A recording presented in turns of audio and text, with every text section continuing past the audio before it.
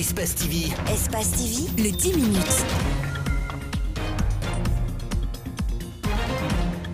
Le Syndicat national de l'éducation, SNE, soucieux du bien-être de l'enseignant, de la formation de nos enfants et de la quiétude sociale, constate avec amertume que parmi les 11 148 cas de supposés fictifs détectés, il existe un bon nombre important d'enseignants en activité victimes du blocage de leur salaire à la fin de ce mois de septembre 2018.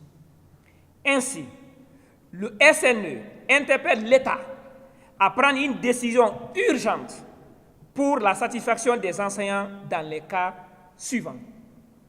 La régularisation et la clarification de la situation des enseignants victimes d'anomalies lors du contrôle d'identification. La bancarisation des salaires de tous les nouveaux enseignants désireux de le faire. En outre, le SNE demande à la partie gouvernementale d'ouvrir des couloirs de négociation dans un bref délai autour des points suivants. L'adaptation du statut particulier de l'enseignant aux réalités socio-économiques de la nation énumérées ci-dessous. L'augmentation des primes de transport dans un bref délai, l'augmentation des primes de logement, l'augmentation des primes de préparation. Le stade du 28 septembre, un endroit idéal pour célébrer le non à la communauté française lors du référendum du 28 septembre 1958. 60 ans après, la nouvelle génération n'exprime aucun regret. Au contraire, elle assume cette idéologie prônée par le président Ahmed Sékou Touré. Nous avons dit non en 1958. Aujourd'hui, après 60 ans, nous répétons le non. Donc il faut faire comprendre que nous sommes prêts à assumer. Si le vote était à reprendre, le Guinéen aujourd'hui allait dire non. C'est l'illustration que vous venez de voir. C'est les jeunes qui commandent. Les jeunes sont convaincus que l'indépendance, la responsabilité et la dignité doivent s'assumer. Aujourd'hui, nous sommes prêts à assumer. Nous sommes prêts à dire à ceux qui sont en train de nous gérer qu'il faut avoir des attitudes de dignes, des attitudes de correctes pour que le pays puisse sortir de l'homme. Si cette décision est assumée par la plupart de ces jeunes, aujourd'hui les Guinéens font face à une autre réalité, celle des divisions ethniques. Nous, jeunes, nous avons pour mission de faire de sorte que nos familles se réconcilient. Nous avons pour mission de faire de telle sorte que le peuple ne voit pas le Malinké comme un Malinké, mais que le Malinké regarde le peuple étant un homme, un Guinéen, tout court. Le 28 septembre est une date marquante dans un double sens. Elle rappelle les massacres du 28 septembre 2009 au stade du même nom. À ce sujet, Sékou Koundouno, activiste de la société civile, a sa proposition. Une junte militaire a commis des bavures. C'est à l'État d'instaurer au fait la justice sociale, la justice pour tous. Ceux qui ont perdu leur âme, qui ont été violés à une date que nous savons tous, nous demandons à l'État de prendre toutes ses responsabilités afin d'instaurer la justice. Ce carnaval a démarré au stade du 28 septembre et s'est terminé par plusieurs activités au Palais du Peuple. Depuis sa création en 2004, le CREGED œuvre à l'élaboration de technologies visant à valoriser les déchets. Le CREGED a été créé dans le cadre de la recherche autour de la gestion des déchets. Conscient de l'immense défi que représente la problématique des déchets en Guinée, le compostage des déchets domestiques est une des solutions innovantes que le CREGED a réussi à développer. Nous sommes au CREGED à la recherche des technologies alternatives de compostage. Nous avons ici un échantillon de poudre de compost produit par l'unité de compostage du CREGED basée à Kisosso-Bafon à Conakry. Donc voilà, à l'intérieur. Ça, c'est la poudre de compost. Ok. Cette poudre de compost, nous l'avons analysée au laboratoire. C'est un produit issu des ordures ménagères. C'est les ordures ménagères des marchés de Matoto, notamment, que nous avons transformés pour obtenir ce compost. Le compostage permet non seulement le traitement d'une grande partie des déchets municipaux, mais en plus, il produit un fertilisant pour l'agriculture et le jardinage, ce qui est une valorisation des déchets. Nous avons également pour mission de sensibiliser les citoyens en faveur d'un changement de comportement vis-à-vis des déchets.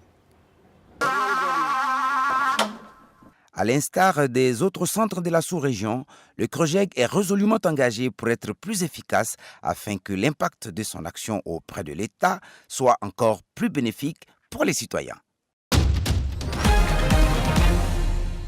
Toutes les 5 minutes, un enfant meurt à cause d'un antipaludique de qualité inférieure ou falsifié, selon le ministère de la Santé, alors que le médicament permet de guérir rapidement 90% des cas. À cela s'ajoute la vente illégale des médicaments et les produits antipaludiques. Désormais, le ministère de la Santé et ses partenaires mettent en place un numéro vert, le 8135, pour dénoncer toute tentative de fraude ou de vente de médicaments de lutte contre le paludisme. Nous demandons aux citoyens d'appeler la ligne verte s'ils voient des produits antipalus, des tests ou des moustiquaires imprégnés d'insecticides avec la mention USAID dans des structures non publiques, des pharmacies privées ou des marchés. Les personnes qui fourniront de bonnes informations sur le vol ou la falsification de ces produits de l'USAID bénéficieront d'une récompense. L'engagement du ministère de la Santé est ferme quant à la gratuité de ces produits. Mon département n'hésitera pas à traquer les fraudeurs et engager à leur encontre une poursuite selon la loi. J'invite donc le personnel de santé à respecter la gratuité des produits et médicaments antipaludiques pour le bien de nos populations.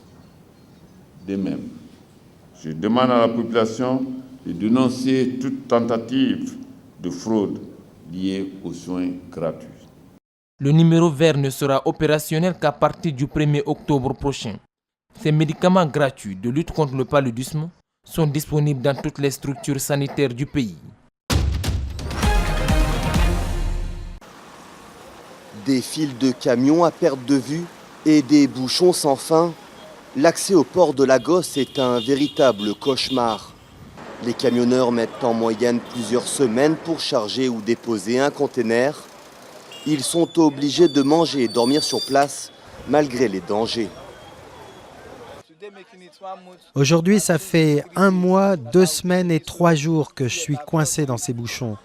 Et j'ai toujours pas déposé mes marchandises. Je ne dors pas parce que si on dort, des bandes de voleurs piquent les batteries, les pneus de secours, l'essence. Ils peuvent tout prendre dans le moteur, ces voyous. Véritable poumon économique du Nigeria, le port de Lagos est la principale porte d'entrée des importations dans le pays et génère 80% des recettes douanières. Mais sa mauvaise gestion et son manque d'entretien en ont fait la hantise des armateurs et des businessmen. L'état des routes est tellement mauvais que même les dockers n'arrivent plus à travailler.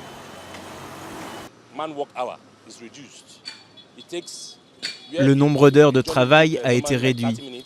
Un trajet qui durait normalement 30 minutes en fait 6 heures maintenant, ce qui représente un coût énorme pour le personnel.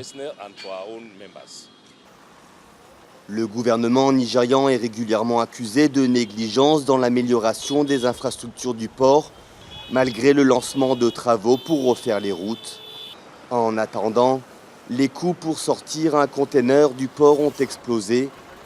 Ils ont augmenté de 500% en quelques mois. Si les coûts de livraison des produits continuent d'augmenter, les entreprises vont, dans la mesure du possible, transférer ces coûts à leurs clients. Et cela signifie donc une augmentation des prix. Il y a une inflation et un impact sur le pouvoir d'achat des gens. L'ouverture d'un port en eau profonde est prévue à l'horizon 2020 pour désengorger le port actuel. D'ici là, de nombreux chauffeurs continueront de passer des jours dans les bouchons de la plus grande ville d'Afrique.